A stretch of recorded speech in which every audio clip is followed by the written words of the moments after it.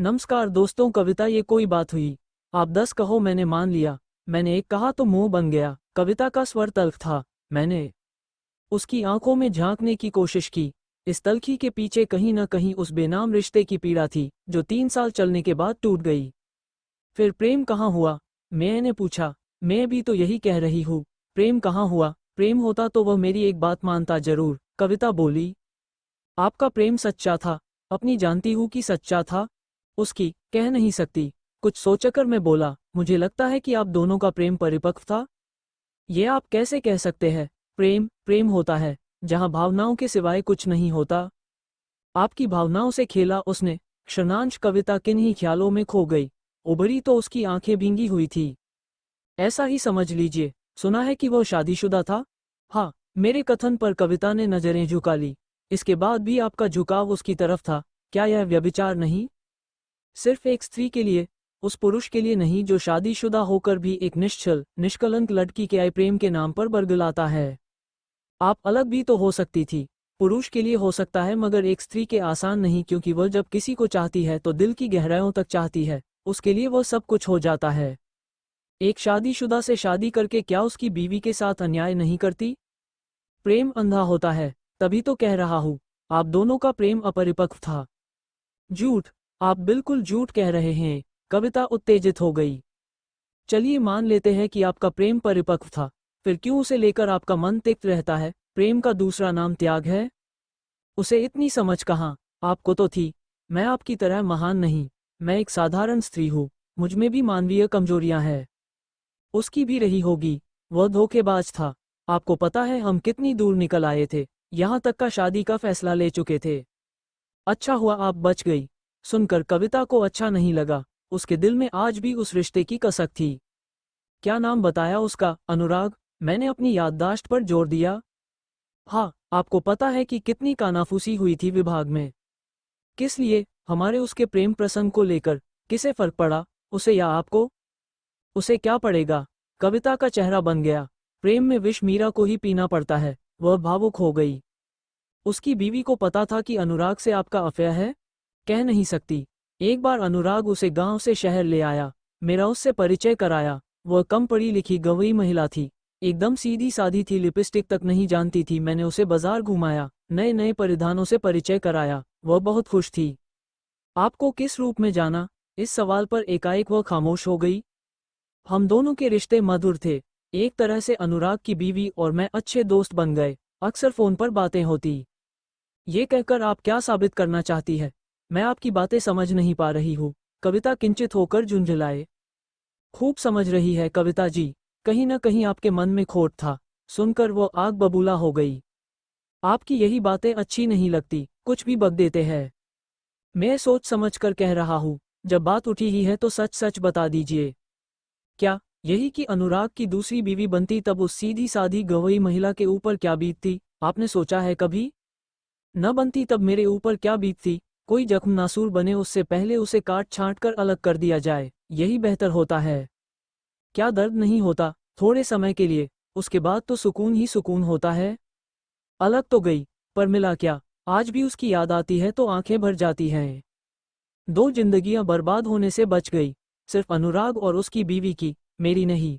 आज भी उस रिश्ते की कसक मेरे मन में शूल की भांति चुभती है। यह आपकी कमजोरी है। अनुराग को देखिए, चेहरे पर शिकन तक नहीं। होगा क्यों? पुरुष जो ठहरा, धोखेबाज। एक बार फिर कविता का मन कसला हो गया। प्रशांत जी, स्त्री की इसी कमजोरी का फायदा पुरुष वर्ग हमेशा उठाता रहा, कविता आगे कही। आप कमजोर कहाँ है? हूँ तो कह रही हूँ। तभी चाय वाला आया। हमने चुप्पी साध ली। वो चाय देकर चला गया। बातों का सिलसिला फिर शुरू हुआ। अगले दिन ऑफिस आई, मगर अनुराग नहीं आया। पता चला कि वो छुट्टी पर है। फोन किया, उसने नहीं उठाया। कल रात ही हम दोनों ने मन बना लिया था कि सब कुछ छोड़कर कहीं दूर चले जाएंगे, जहां सिर्फ मैं और अनुराग होंगे। अनुराग ने वादा भी किया था, मगर कहते कहते उसके कंठ अवरुद्ध हो गए। कहीं का नहीं छोड़ा उसने मुझे। वो सुबकने लगी। क्या आप उसके साथ खुश रह सकती थी? उसके बीवी बच्चों की आह लगती। झूठ, बिल्कुल झूठ। क्या मेरे बाप को हमारी आह लगी? कविता का स्वर तेज था। एकाएक अपने पिता को बीच में लाने की वजह पर मैं भी किंकर्तव्य विमूढ़ हो गया। 10 साल की रही होगी। जब उसने किसी दूसरी महिला से शादी कर ली, इस तरह हमेशा की तरह हमें बेघर कर दिया। अब मेरी समझ में आया कि माजरा क्या है। सुनकर मुझे अच्छा नहीं लगा। निश्चय ही यह एक अबोध लड़की के लिए किसी हादसे से कम नहीं था। मैं आपका दुख समझ सकता हूँ, खाक समझोगे। आप एक स्त्री की पीड़ा कभी नहीं समझ सकते। पुरुष जो ठहरे वह मौत से रह रहा है, वही हम दर दर की ठोकर खा रहे थे। घर में और कौन कौन है? एक छोटी बहन और भाई। आपको पता है कि मेरी माँ घर चलाने के लिए एक स्कूल में मामूली सी नौकरी करती थी। वह मौत जिसका पति बैंक में अधिकारी है। मुझे तो पुरुष जाति से नफरत थी, पर कहाँ से मेरी दुखती रग पर मरहम लगाने अनुराग आ गया। कुछ नहीं सोची, बस उसी के मोहपाश में बंधती चली गई। आप दोनों की जातियां अलग अलग है, कैसे विवाह होता? स्त्री की कोई जाति नहीं होती, क्या जमीन की होती है?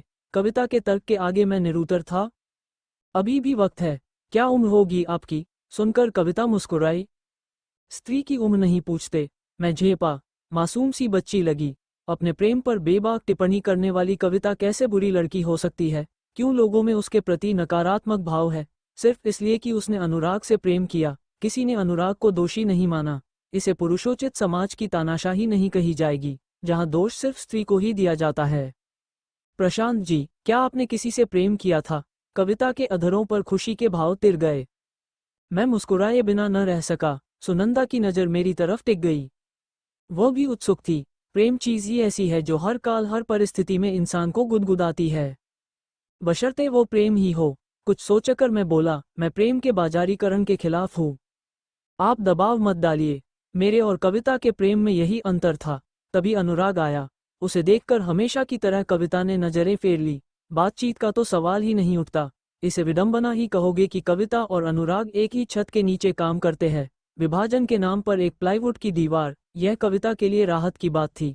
कम से कम 8 घंटे की ड्यूटी में उस पर नजर तो नहीं जाएगी। मगर दिल को क्या कहे, घूम फिरकर दिन में एक आध बार उसकी तरफ चला ही जाता।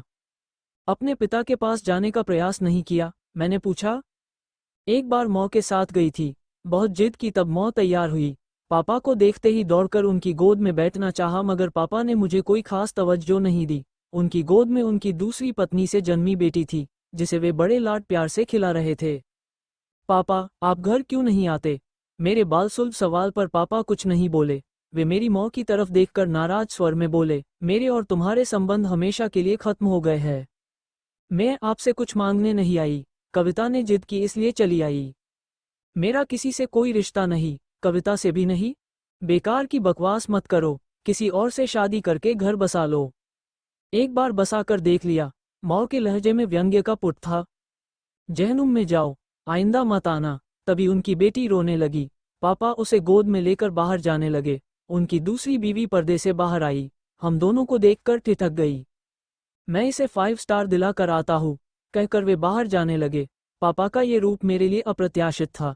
कभी यही पापा मेरे रोने पर मुझे गोद में लेकर 5 स्टार दिलाने जाते थे। आज एकाएक कविता उनके लिए पराई कैसे हो गई? क्या खून का रिश्ता इतनी आसानी से मिट जाता है? कविता का दिल भर आया। उसकी डबडबाई आंखों में मैंने गम का अथाह समुंदर देखा। प्रशांत जी, पिता परिवार के लिए छत जैसा होता है।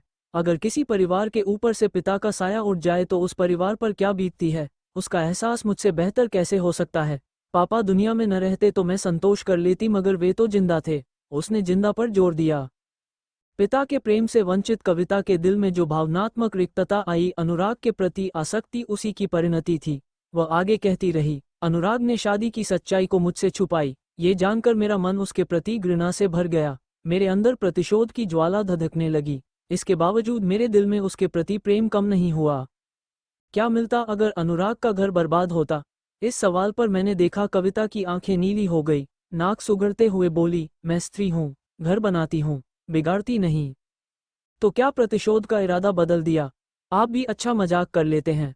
उसने टाला, मैं जल्द शादी करने वाली हूँ। सुनकर मैं चौंक गया। वही मुझे तसल्ली हुई। स्त्री घर बनाती है, बिगड़ती नहीं। यही संदेश मैं अनुराग को देना चाहती हूँ। वह आगे कहीं, मैं उसे बता देना चाहती हूँ कि मैं कमजोर महिला नहीं, जो थोड़े से झंझावात से घबराकर खुद को खत्म कर दे। खुली आंखों से मैंने प्रेम करना सीख लिया है। दोस्तों, आपको मेरी कहानी कैसी लगी कमेंट करके जरूर बताएं और मेरे चैनल को सब्सक्राइब कर बेल आइकन जरूर दबा दे।